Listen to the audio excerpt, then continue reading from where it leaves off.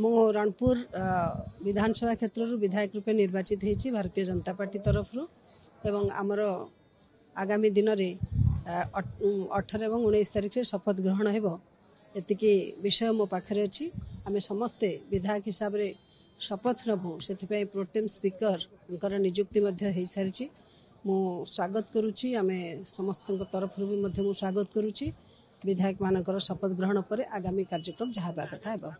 देखो तो चर्चा तो अनेक कथा हम से विषय रे चर्चा आधार रे किसी कथा कहवा उपयुक्त हेबनी।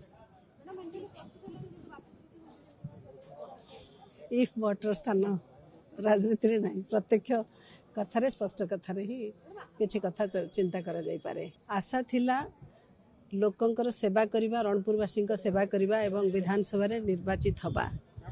भगवान अशेष कृपा करिसेंती केवल मु नुहे ओडिशा रे भारतीय जनता पार्टी सरकार करने प्रभु जगन्नाथ आशीष मिली ओडिशा रे बीजेपी सरकार तेणु मु अत्यंत आनंदित उल्लसित।